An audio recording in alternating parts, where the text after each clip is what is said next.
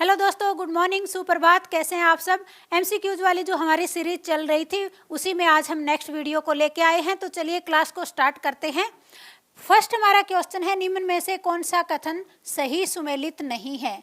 निम्न में जो कथन दिए गए हैं उनमें से कौन सा सही सुमेलित नहीं है। एक तरफ जो है हमें स्थानीय पौने दी गई है और ये कहाँ किस प्रकार की पौने हैं ये हमें बताना है। ए है मिस्ट्रल, दूसरा है जोंडा, तीसरी है बोरा और डी है ब्लिजर्ड। तो ये किस प्रकार की पवने हैं। मिस्ट्रल पवने ठंडी पवने हैं, जोंडा गर्म एवं शुष्क पवने हैं, बोरा शुष्क पवन है और ब्लिजर्ड शुष्क पवन है। तो ये किस प्रकार की पवने हैं। इसका सही आंसर, जिस भी क्वेश्चन का आंसर आपको आ रहा है उसका आंसर आप कमेंट बॉक्स में दे सकते हैं। तो सबसे पहले कौन सा दिया है, मिस्ट्रल पौने, ये ठंडी पौने है, एकदम सही है। और ये कहाँ पे बहती है, फ्रांस में, दक्षिणी फ्रांस वाले एरिया में। कहाँ पे, दक्षिणी फ्रांस वाले एरिया में मिस्ट्रल पौने बहती है और ये ठंडी पौने हैं।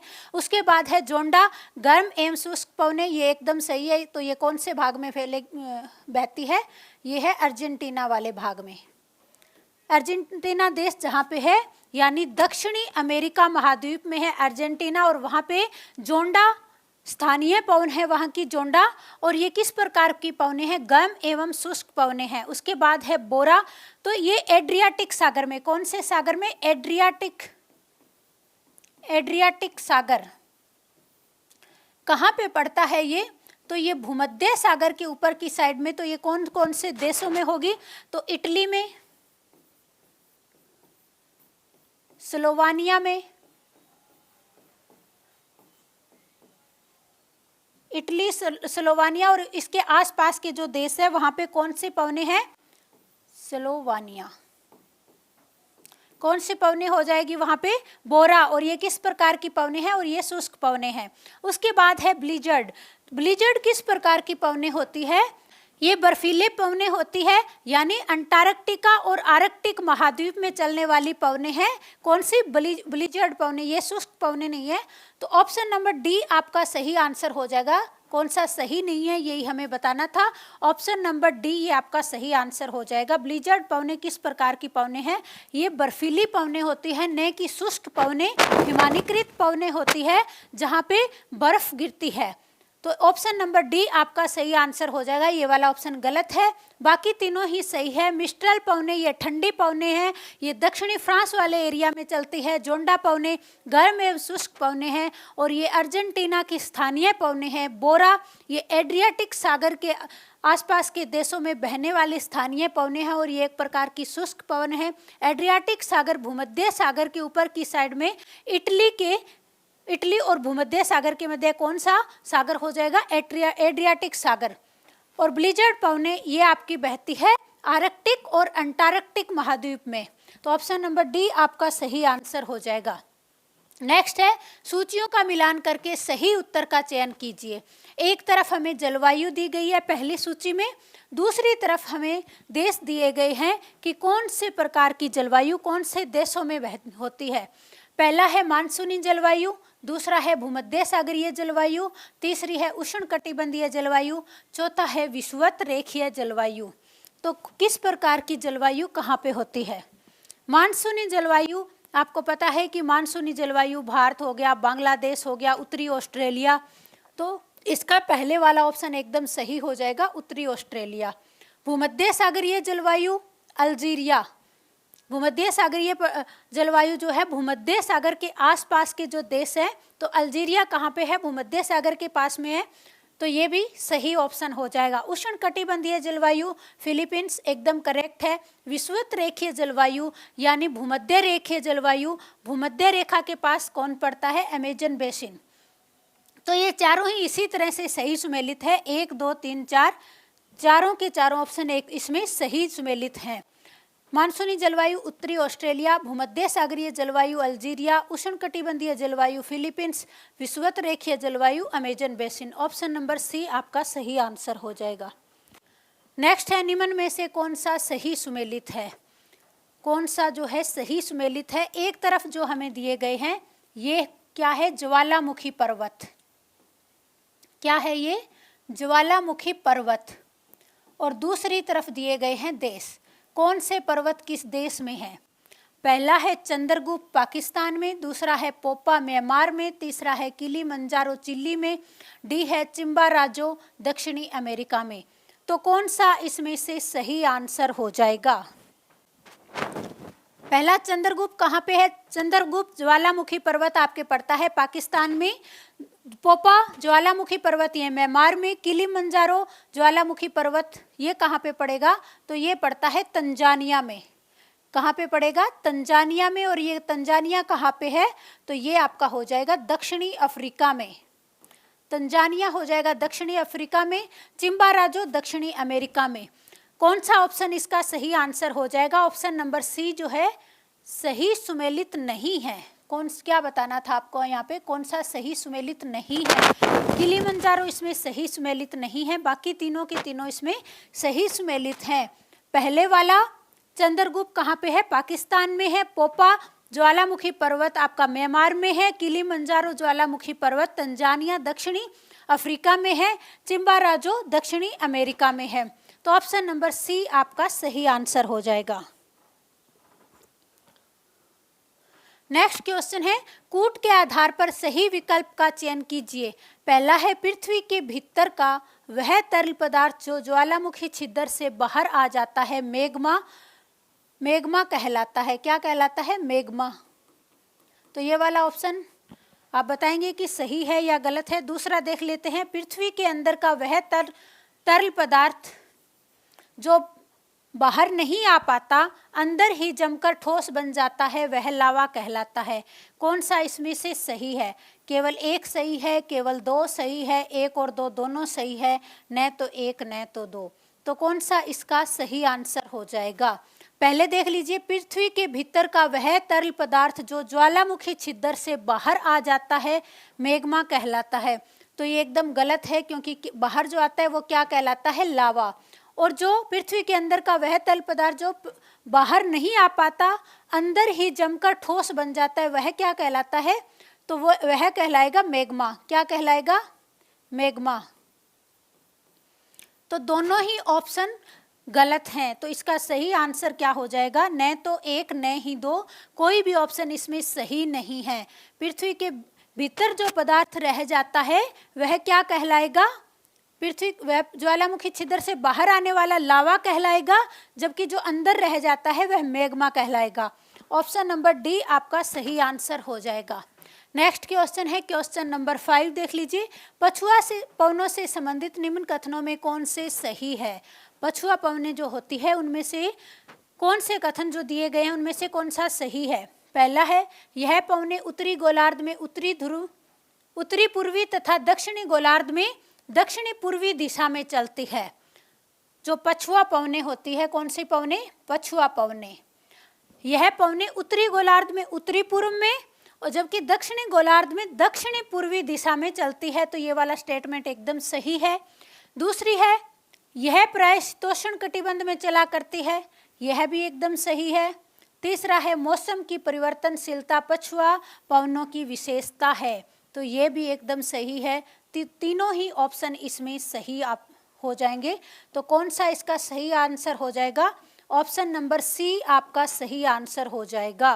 तीनों ही ऑप्शन इसमें सही दिए गए हैं। नेक्स्ट क्वेश्चन देख लीजिए। नेक्स्ट है, निम्न में से कौन सा सही सुमेलित नहीं है? एक तरफ हमें क्या दिया गया है? स्थानीय पवनें। क्या है ये स्थानीय पवनें हैं। और दूसरी तरफ क्या दिए गए हैं? देशों के नाम दिए गए हैं।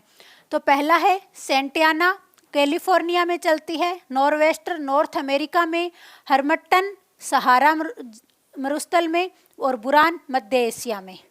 तो कौन सी स्थानीय पवनें कहाँ पे चलती है? सबसे पहले क्या दिया गया है? सेंटियाना कैलिफोर्निया में, एकदम सही है। कैलिफोर्निया में कौन सी स्थानीय पवनें चलती है? सेंटियाना नामक स्थानीय पवनें। नॉर्वेस्टर ये कहाँ पे चलती है? ये चलती है न्यूजीलैंड में। नॉर्वेस्टर जो स्थानीय पवनें कहाँ पे चलती है? न्यूजीलैंड में। तो ये वाला आपका गलत हो जाएगा और यही सही आंसर होगा। हरमट्टन स्थानीय पवनें कहाँ की स्थानीय पवनें हैं? सहारा की। और बुरान ये है मध्य एशिया की। तो ऑप्शन नंबर बी आपका सही आंसर हो जाएगा। नॉर्वेस्टर कहाँ की स्थानीय पवने हैं? न्यूजीलैंड की स्थानीय पवने हैं। ऑप्शन नंबर बी वाला आपका सही आंसर हो जाएगा। नेक्स्ट क्वेश्चन है, सूचियों का मिलान करके सही उत्तर का चयन कीजिए। एक तरफ हमें पठार दिए गए हैं सूची 1 में, और दूसरी सूची में ये किस प्रकार के पठार है ये हमें बताना है। तो चलिए देख लेते हैं एक एक करके। अंतः पर्वतीय पठार किसका उदाहरण है? महाद्वीपीय पठार, पर्वतपदीय पठार, हिमानीकृत पठार। इस तरफ दिया गया है सूची 2 में ग्रीनलैंड का पठार, पेंटागोनिया का पठार, बोलीविया का पठार और क्यूबेका का पठार। तो कौन सा इसका सही आंसर हो जाएगा? जिस भी क्वेश्चन का आंसर आपको आ रहा है उस क्वेश्चन का आंसर आप कमेंट बॉक्स में दे सकते हैं। तो यहाँ पे आपके लिए ये वाला बहुत ही आसान हो जाएगा। महाद्वीपीय पठार कौन सा है? तो ये होता है, ये कौन सा हो जाएगा? ग्रीनलैंड। ग्रीनलैंड एक किस प्रकार का पठार है? एक महाद्वीपीय पठार है, क्योंकि इसके चारों तरफ कोई भी देश नहीं है, देश की सीमा यानी स्थलीय सीमा टच नहीं करती है। ये सबसे बड़ा क्या है? ये संसार का सबसे बड़ा द्वीप है। कौन सा? ग्रीनलैंड।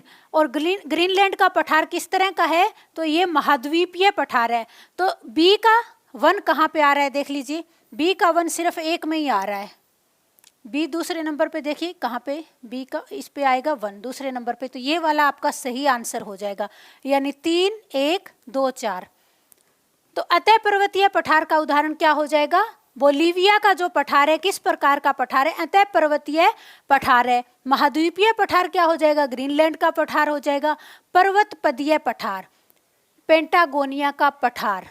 और हिमानीकृत पठार ये कौन सा हो जाएगा? क्यूबेका का पठार। जिस तरह हिमालय की अगर हम बात करें तो हिमालय किस तरह का पठार है? तो हिमानीकृत पठार है, क्योंकि उस पर हमेशा बर्फ जमी रहती है। तो इसी तरह का पठार कौन सा है? क्यूबेका का पठार। तो ऑप्शन नंबर डी वाला जो आपका सही आंसर हो जाएगा, 3, 1, 2, 4 इसका सही आंसर हो जाएगा। नेक्स्ट है, निम्न में से कौन सा कथन असत्य है, यानी कौन सा कथन सही नहीं है?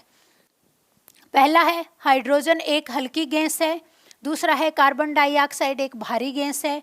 तीसरा है ओजोन गैस ऑक्सीजन का एक विशेष रूप है। और डी है ऊंचाई बढ़ने के साथ साथ जलवाष्प की मात्रा में भी वृद्धि होती रहती है। कौन सा इसमें एक गलत है? तो पहले देख लीजिए, सबसे पहला दिया गया है हाइड्रोजन एक हल्की गैस है, एकदम सही है। कार्बन डाइऑक्साइड एक भारी गैस है, एकदम सही है। ओजोन गैस ऑक्सीजन का ही एक विशेष रूप है, ये भी एकदम सही है। ऊंचाई बढ़ने के साथ साथ जलवाष्प की मात्रा में भारी वृद्धि जो है वृद्धि होती रहती है। तो ये वाला ऑप्शन गलत हो जाएगा, क्योंकि ऊंचाई बढ़ने के साथ साथ तापमान में कमी आती है, जिसकी वजह से जलवाष्प की मात्रा में वृद्धि नहीं होती बल्कि क्या होती है? कमी होती है। तो ये वाला ही आपका सही आंसर हो जाएगा, क्योंकि ये ऑप्शन गलत है। और हमें क्या बताना है? असत्य कथन कौन सा है? तो ऑप्शन नंबर डी आपका सही आंसर हो जाएगा। नेक्स्ट है, सौरमंडल से संबंधित निम्न में से कौन सा कथन असत्य है? कौन सा कथन असत्य है? पहला है, यह वायुमंडल की सबसे निचली परत है। वायुमंडल की सबसे निचली परत है, जो पृथ्वी के ऊपर की जो सबसे पहली परत है, यहाँ तक कौन सा मंडल है? तो ये है सौरमंडल। कौन सा मंडल हो जाएगा? सौरमंडल। कितने किलोमीटर तक? 18 किलोमीटर तक। और उसके बाद में 18 से 50 किलोमीटर तक कौन सा हो जाएगा? ये हो जाएगा समताप मंडल। कौन सा मंडल हो जाता है? समताप मंडल। पहला है यह वायुमंडल की सबसे निचली परत है, तो एकदम सही है। दूसरा है मौसम संबंधी सभी घटनाएं इसी मंडल में होती है, ये भी एकदम सही है। मौसम संबंधी सभी घटनाएं कहाँ पे होती है? सौरमंडल में होती है। इसके बाद समताप मंडल आता है, जहाँ पे मौसम संबंधी घटनाएं न के बराबर होती है, इसीलिए इस मंडल में वायुयान उड़ते हैं। तीसरा है, किसी भी अक्षांश पर सौरमंडल की ऊंचाई शीत ऋतु की अपेक्षा ग्रीष्म ऋतु में अधिक होती है। ये वाला ऑप्शन एकदम सही है। और आपको ये अच्छे से याद भी होना चाहिए कि किसी भी अक्षांश पर सौरमंडल की ऊंचाई शीत ऋतु की अपेक्षा ग्रीष्म ऋतु में क्या होगी? अधिक होगी। ग्रीष्म ऋतु में सौरमंडल की ऊंचाई अधिक होती है। इसकी मोटाई भूमध्य रेखा पर कम तथा ध्रुवों पर अधिक होती है। ये वाला ऑप्शन आपका गलत हो जाएगा। इसकी मोटाई जो है भूमध्य रेखा पे क्या होती है? ज़्यादा होती है, और ध्रुवों पे क्या होती है, ध्रुवों पे कम होती है। तो ये वाला ऑप्शन आपका गलत है, तो यही आपका सही आंसर हो जाएगा। कौन सा आपका सही आंसर हो जाएगा? ऑप्शन नंबर डी आपका सही आंसर हो जाएगा। बाकी तीनों स्टेटमेंट क्या है, सही है। ये वाला आपका स्टेटमेंट जो ऑप्शन नंबर डी दिया गया है ये गलत है, तो और हमें गलत ही कथन बताना है, तो ये वाला ऑप्शन आपका सही हो जाएगा। नेक्स्ट है, नाइट्रोजन गैस से संबंधित निम्न कथनों में से कौन से कथन सही है? जो निम्न कथन है उनमें से कौन से कथन सही है? चलिए एक एक करके सभी स्टेटमेंट को पढ़ते हैं। पहला है, नाइट्रोजन की उपस्थिति के कारण पवनों की स्थिति तथा प्रकाश के परावर्तन एवं वायु दाब का आभास होता है। दूसरा है, नाइट्रोजन गैस वायुमंडल में 128 किलोमीटर की ऊंचाई तक फैली हुई है। तीसरा है, नाइट्रोजन गैस वायुमंडल में विद्यमान गैसों में सबसे अधिक मात्रा में पाई जाती है। कौन सा कथन इसमें से सही हो जाएगा? सबसे पहले कौन सा ऑप्शन दिया गया है? नाइट्रोजन की उपस्थिति के कारण पवनों की स्थिति तथा प्रकाश के परावर्तन एवं वायु दाब का आभास होता है। ये वाला ऑप्शन एकदम सही है। दूसरा है, नाइट्रोजन गैस वायुमंडल में 128 किलोमीटर की ऊंचाई तक फैली हुई है। तो वायुमंडल में जो नाइट्रोजन गैस है वो कहाँ तक फैली हुई है? 128 किलोमीटर की ऊंचाई तक नाइट्रोजन गैस फैली हुई है। ये कथन एकदम सही है। वायुमंडल के अंदर नाइट्रोजन गैस, तो आपको ये फैक्ट के रूप में भी याद होना चाहिए कि जो नाइट्रोजन गैस है वो वायुमंडल में कितने किलोमीटर ऊंचाई तक फैली हुई है? 128 किलोमीटर ऊंचाई तक। नेक्स्ट है, नाइट्रोजन गैस वायुमंडल में विद्यमान गैसों में सबसे अधिक मात्रा में पाई जाती है। तो ये वाला भी आपका सही है। ऑप्शन नंबर डी आपका सही आंसर हो जाएगा। कौन सा सही आंसर हो जाएगा? Option number D. तो आज की क्लास में जितने भी एमसीक्यूज हमने किए हैं वो सारे के सारे आपके आगामी एग्जाम के लिए बहुत ही इंपॉर्टेंट है। तो जो भी बच्चे आगामी किसी भी एग्जाम की तैयारी कर रहे हैं वो हमारे चैनल को सब्सक्राइब कर लीजिए, ताकि हमारी आने वाली वीडियो सभी की सभी वीडियो आप तक पहुंचती रही। आज की क्लास में बस इतना ही। नेक्स्ट क्लास में फिर मिलेंगे, तब तक के लिए धन्यवाद।